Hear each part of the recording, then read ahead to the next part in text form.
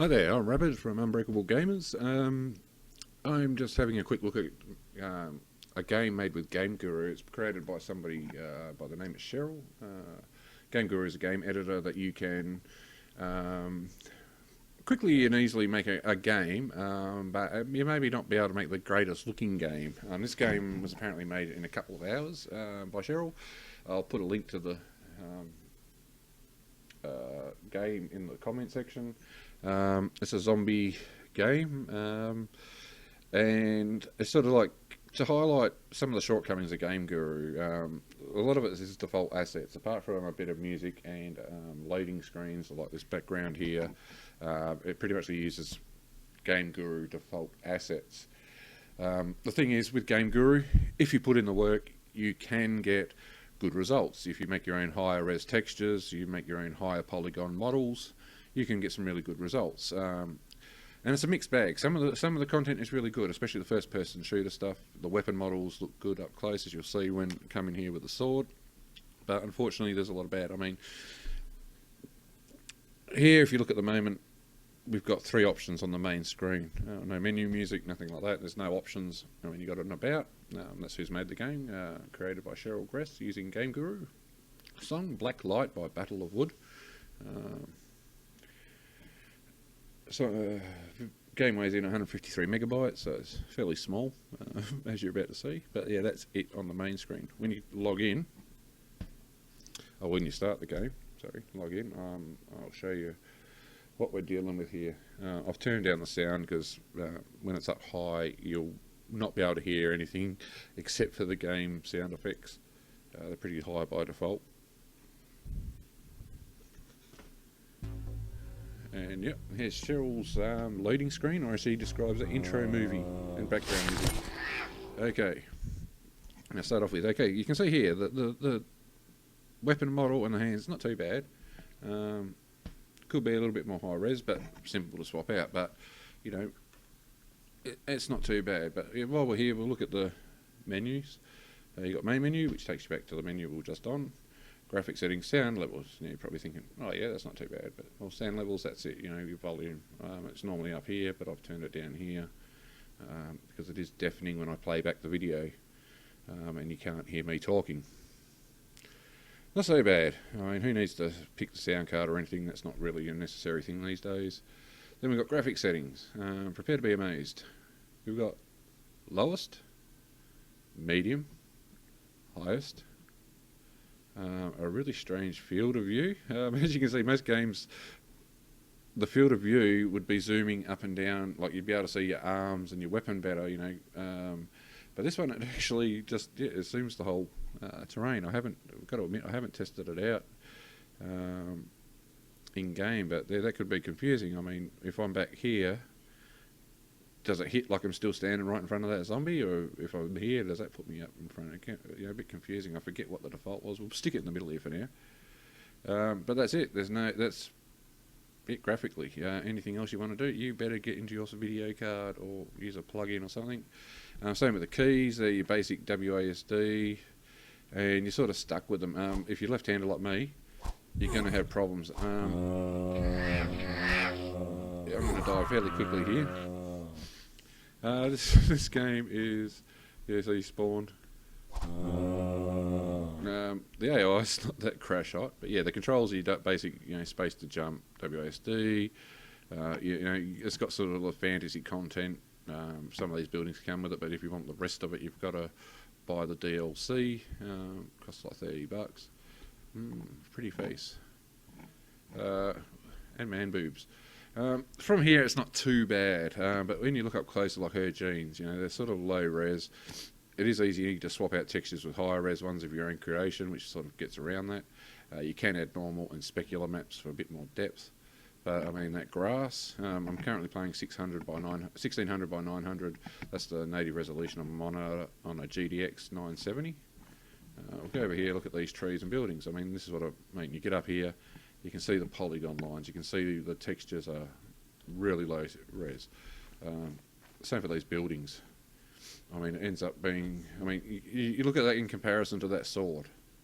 The sword's got a little bit more detail to it, but even then it could be a bit more high res. Whoa. Yeah, heard her coming. Yeah, zombies all got the same voice. Until I find some health, that's going to keep pumping around.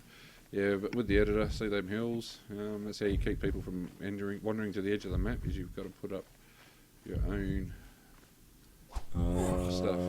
I mean, combat's not the greatest. I think it's got fun. If you change your field of view, I think it does affect it because I'm actually hitting them better than I have in previous ones. But there we go. The goal of this game is to grab the jetpack, which is over there, and fly away. Unfortunately, when you grab the jetpack, the round ends. There's no flying away. Because I would have liked to have showed the hilarious physics of the jetpack. It does work, but I don't even expect to be jumping around like a Spartan in Halo. Like these buildings, it's a huge step there, but you can't open the doors. Some buildings you can, some gates and things in other assets you can. But I mean, yeah, look at that. That building has got like a floor or stilts, but then that front bit is just a huge gap under it. I think you can raise and lower the buildings. Like I said, I'll cover that in a more in-depth video. But yeah, not the greatest example. I mean, you've got like this sand texture here. It's a bit glary at the moment. But if you look, there's just sort of like these footprints in it everywhere that look like army boots. And it just repeats when you get out into an open area. It's quite obvious how much they repeat. You can sort of see there that you're starting to get that sort of gritty pattern. Follow the lines, you can see the pattern repeating. I think a lot of these textures are like 1K here. I've made my own. They're 2K, and you see a big difference. The same with the models. It's easy to get the models, increase the size of their skin, and then hand edit them with your own details. Like, you take this and you could put in a higher detail brick there. So with a bit of work, the game can look good. The problem is, off the start, most people who are going to buy this sort of program are looking for an easy game maker. That's what it's called, the easy game maker.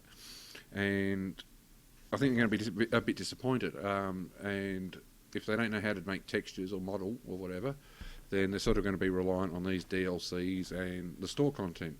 I mean, the bonus is this is royalty free. This game here, the Cheryl girl could actually sell it if she wanted to. If somebody wanted to buy it, stick it on her website, put a PayPal button on there, and it's royalty free. Once you buy it, you can make games. You can make a first person shooter and charge people, $100 for it if you want to, and every cent will be with yours. You can also make content and add it to the store, but that's a different story.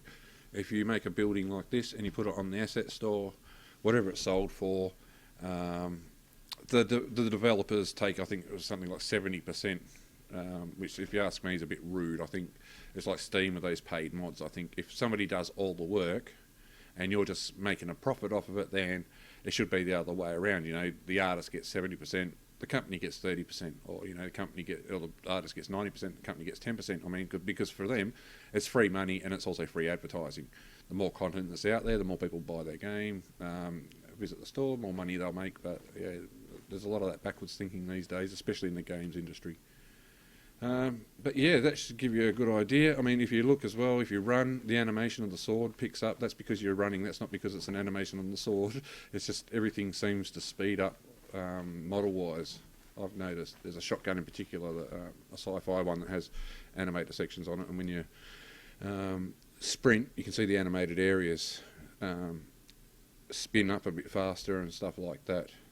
It's not just an animated sort of sway. It just speeds up the sway of when you're walking, Benny Hill style.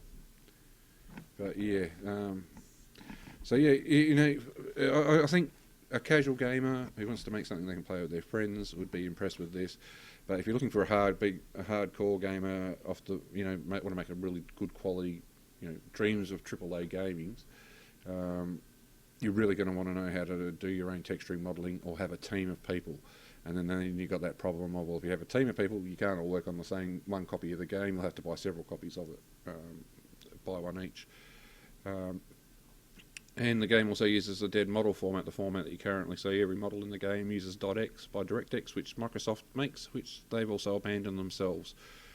And hopefully that'll be updated. If you go to the site, there's a voting thing. You can see there is a long list of basic features that they're asking, what do you want and what level of importance, but unfortunately they're not in the game. Basic things like climbing a ladder, you can't climb a ladder in the game. You can crouch, but you can't go prone. AI is a bit shonky. It follows waypoint systems. I mean, this game's based on a game called a game editor called the First Person Shooter Creator, or FPS Creator. That's been out for several years, and from what I've seen, not a lot has really changed yet in terms of looks and what's available.